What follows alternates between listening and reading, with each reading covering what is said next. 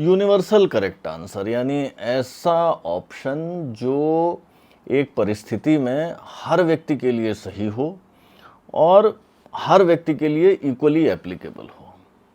लेकिन मेरा सवाल ये है कि हमें इस तरह के यूनिवर्सली करेक्ट आंसर की खोज क्यों है, ये एक्सपेक्टेशन क्यों है कि ये एक यूनिवर्सली करेक्ट आंसर एग्जिस्ट करेगा, ख़ासतौर से तब जब हम ऐसी दुनिया में हैं जहाँ पे कुछ भी यूनिवर्सल नहीं है, कुछ भी यूनिवर्सल ट्रुथ नहीं है।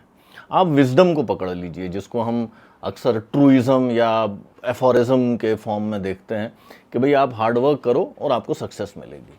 लेकिन अगर आप गलत डायरेक्शन में हार्डवर्क कर रहे हैं तो कितना भी हार्डवर्क करिए आपको सक्सेस नहीं मिलेगी।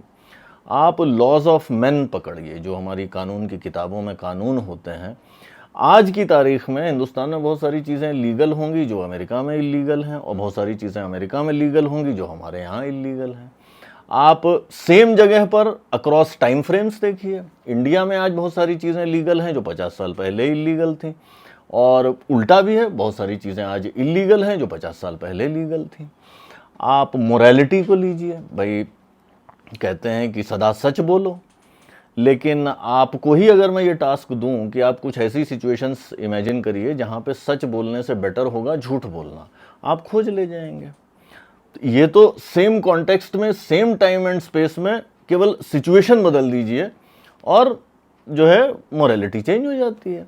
अच्छा, अक्रॉस ज्योग्राफी मोरालिटी में बड़े वेरिएशंस हैं। बहुत सारी चीज़ें हमारे यहाँ अच्छी मानी जाती हैं, विदेशों में अच्छी नहीं मानी जाती। बहुत सारी चीज़ें विदेशों में अच्छी मानी जाती हैं, हमारे यहाँ अच्छी नहीं मानी जाती।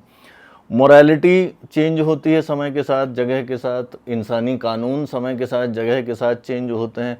विजडम समय के साथ, जगह के साथ चेंज होती है। यहाँ तक कि साइंस के लॉज भी चेंज होते हैं। आप फिजिक्स के लॉस पकड़िए, जिनको हम मान के चलते हैं कि वो हमेशा कांस्टेंट रहेंगे। आप एक्सट्रीमली स्मॉल सब एटॉमिक साइजेस पे चले जाइए, आप extremely high velocity, speed of light के ऑर्डर की स्पीड्स में चले जाइए, वहाँ फिजिक्स के लॉस चेंज हो जाते हैं, चीज़ों का बिहेवियर बदल जाता है। तो जब कुछ भी यूनिवर्सल नहीं है तो फिर हम एक यूनिवर्सली करेक्ट आंसर खोज क्यों रहे हैं।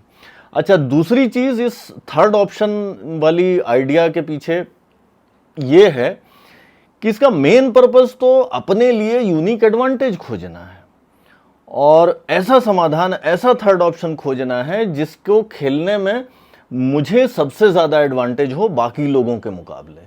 तो मुझे बाय डेफिनेशन एक यूनिक सॉल्यूशन ही ढूंढना पड़ेगा, एक ऐसा ऑप्शन ढूंढना पड़ेगा जो मेरे लिए सबसे अच्छा काम करता है, बाकी लोगों के लिए उतना अच्छा काम नहीं करता। बाय डेफिनेशन हम ऑपोजिट चीज़ खोज रहे हैं, यूनिक सॉल्यूशन जो मेरे लिए काम करे। तो ऑप्शन सी का मतलब यूनिवर्सल सॉल्यूशन से नहीं है।